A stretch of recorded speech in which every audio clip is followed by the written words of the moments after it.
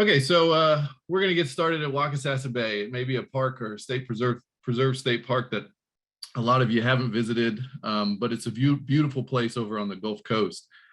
So thanks again. My name's Jeff Moates. I'm the regional director of the Florida Public Archaeology Network down at the University of South Florida, located in Tampa.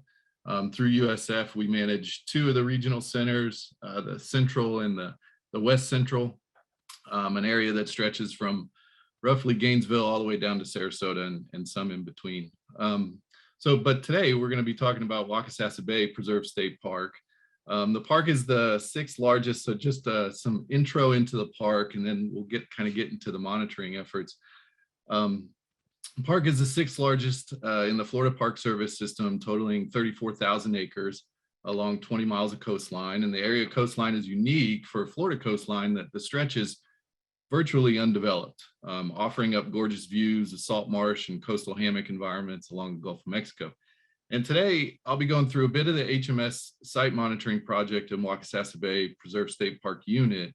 And what makes this particular project unique, besides the remote nature of the sites and the beautiful state park, is the fact that a previous park-wide archaeological survey already exists, setting a baseline for a monitoring program, one that we can today stack up site condition today to that which was recorded during the survey about 30 years ago. So a big thanks to the intrepid crew out of the University of Florida back then. And of course, would like to start by thanking our partners. This project is sponsored in part by Department of State, Division of Historical Resources, State of Florida, that Sarah just went through. But also for us in particular, DEP's Office of Resilience and Coastal Protection, the Aquatic Preserve Program. That's Tim Jones there with co-worker Nigel Rudolph. Tim Jones and his staff manage some of the largest seagrass beds in the state and perhaps Florida's most significant publicly managed estuary. Seriously, it's something like 1 million acres, the Big Bend Seagrasses Aquatic Preserve. It's the largest of Florida's aquatic preserves. And in addition, Tim and his crew also manage the St. Martin's Marsh Aquatic Preserve, which is located to the south, outside of the Crystal River and within Crystal Bay. So the location of Waccasassa Bay Preserve State Park is in Levy County. It's located to the south and east of Cedar Key and north of the Withlacoochee River. Access to the park is primarily waterborne. Main access point is a boat ramp along the Waccasassa River and at the south end of the park outside of Yankeetown. Waccasassa Bay Preserve State Park is located within the Gulf Coastal lowlands of Florida, in the heart of the Big Bend region, which is an expansive 8-county coastal area extending from Wakulla County up in the north to Pasco County down south. And it's pretty darn big, as mentioned. Aptly named Big Bend coastline is made up of lots of different physical geographies, and specific to what we're looking at here in Waccasassa Bay, from Waccasassa Bay north to the Swanee Sound, where the mouth of the Swanee dumps out, is a physiographic formation known as Gulf Coastal Swamps, described simply as an area of low elevation, coastal wetlands, and drowned karst topography. But there's more to the Gulf Coastal Swamps than might be seen. They serve as a major discharge zone for the Floridan aquifer system. And I'll go into a little bit more of that as we kind of talk a little bit more about this park and its special qualities. Elevations within the park range from below mean sea level within tidal flats along the western boundary to slightly higher than 10 feet in the northwest corner. Given the low elevation nature of this preserve, potential impacts of sea level rise to both natural and cultural resources are obviously an important management concern. So there's 74 total recorded sites within the preserve. Primary threats include erosion, obviously, and sea level rise, while secondary concerns are storm events, coastal subsidence, and even a little bit of looting. But the remote nature of the sites really doesn't seem to be such a significant impact.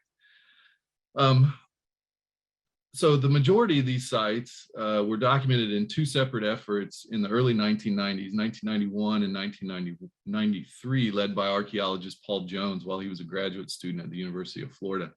A few of them had been previously recorded as general vicinity sites through site informants, But currently, site condition data is not available. So 30 years ago is when the last visits had really been made. So our objective through this HMS project was we selected 42 sites in 3 areas generally. And the goal was to visit each, to document and conduct basic checkups or site condition assessments, observing threat levels and evaluate them on a scale of good, fair, poor to make a determination for ongoing monitoring needs. Even though the park shows that there's 17 soil types within within the boundary, we probably ought to just remember one that describes the Waccasassa the best, which is muck. Diversity in soil types are found in 2 relatively small areas, while the majority of soils are of the muck variety, of which there's several types: tidewater muck, cracker muck, dimmery muck, all sorts of muck. Among the many prominent hydrological features within the preserve are the Waccasassa River, of course, numerous named tidal creeks like Kelly Creek, Cow Creek, Otter Creek, there's a lot, hundreds of coastal and submarine groundwater discharge fractures, or SGD fractures, which are openings in limestone, and one of the largest stands of hydric hammock remaining in Florida. All of these features contribute to the maintenance of the large and relatively stable estuarine environment in Waccasassa Bay. The Floridan aquifer is the principal groundwater source for the Waccasassa Bay region, and discharge from the Floridan aquifer occurs via these groundwater seep springs and includes the limestone fractures. So Waccasassa Bay is interesting. It's positioned at the northern edge of a unique karst-dominated landscape called the Springs Coast, where fresh water from many of these named springs and numerous other groundwater supplied creek systems flow westerly through forested wetlands and coastal marsh before draining into the Waccasassa Bay estuary, as I said. But consider this: within the Waccasassa Bay region, water scientists have identified well over 1,000 discharge points that roughly equivalent to 1 first magnitude spring for every 1.5 to 2 miles of coastline. So corresponding to somewhere in the range of 70 to 90 first magnitude springs along the entire Waccasassa coastline. So just an amazing amount of water dumping out of there. In the Waccasassa Preserve, the aquifer is unconfined, meaning it's really close to the land surface. And because of this, surface water runoff flows almost freely into the aquifer as well, as does salt water from the Gulf of Mexico during low groundwater periods or droughts, a process called reverse flow. All of this fresh water drains out of the parkland and meets the salt in the marsh as a result of encroaching seas and other factors such as watershed alteration, nutrient enrichment, and even coastal subsidence. Over the past 3 decades, scientists have documented systems, natural communities that were once freshwater based are now predominantly influenced by saltwater. And of course, it's seen best observed in locations, specifically coastal hydric hammocks, where the majority of the recorded archaeological sites exist within the Waccasassa Bay Preserve. So as these systems change, as these natural systems change, so does the condition of the natural community, and usually with it goes the preservation of these archaeological remains. So that was our task, to go take a look at how much change had occurred over the last 30 years since those initial visits back in 91 and 93. So let's go.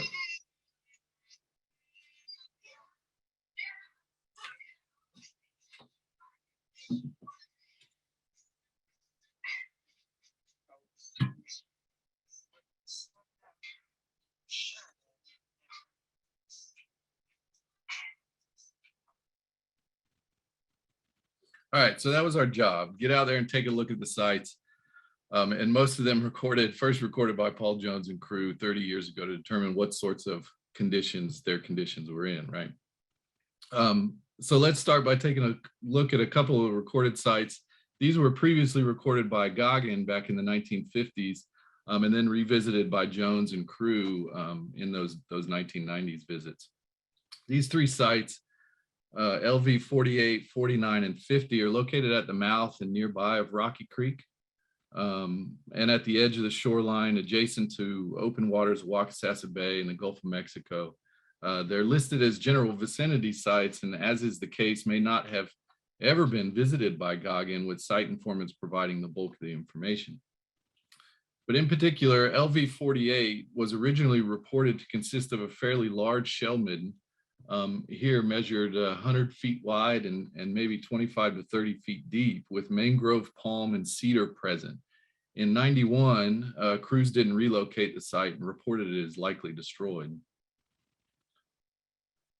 Our visit in 2020 revealed much of the same. Coastal marsh, coastal salt marsh, vegetating mostly salt grass, with a small stand of cedar and salt bush located in the far western tip of the marsh island.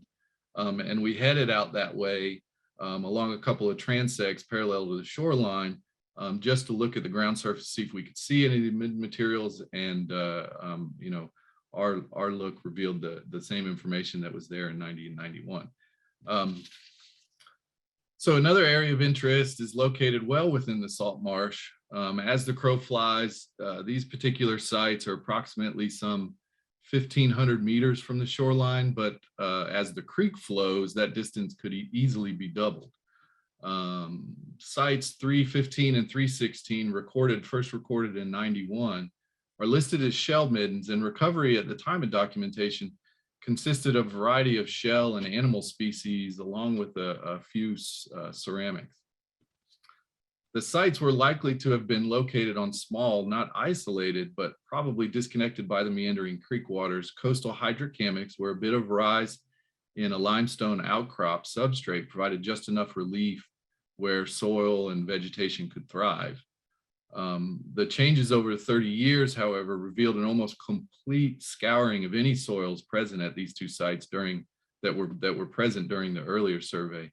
And hammock vegetation die-off is really clear in that area. Nearly all of the coastal hammocks in that vicinity are in various stages of collapse.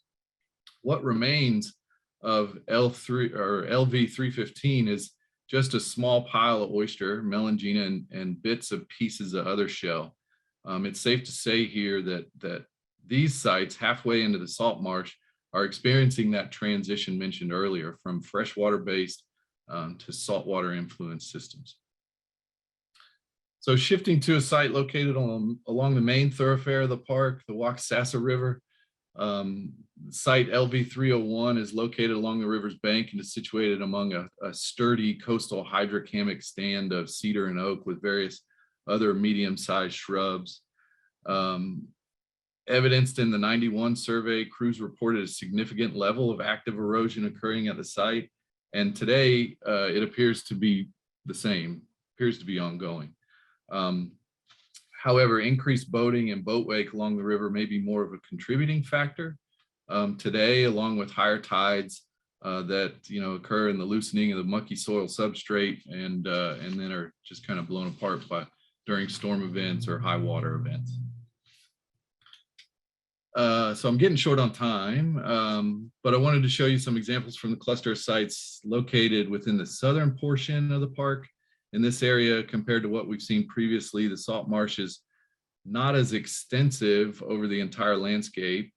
Here, limestone outcroppings sustain the coastal hammock vegetation growth, and these outcroppings are dotted with site remains. While the conditions of the site remains here are in relatively better situations than those located at the shorelines and within the salt marsh areas in the northern portions of the preserve, the hammocks here show signs of trouble from exposure to direct impact from wind and waves, storms and high water events that are actively eroding their southwestern edges. So that direct exposure is really cutting back on a lot of these sites and these limestone outcrops.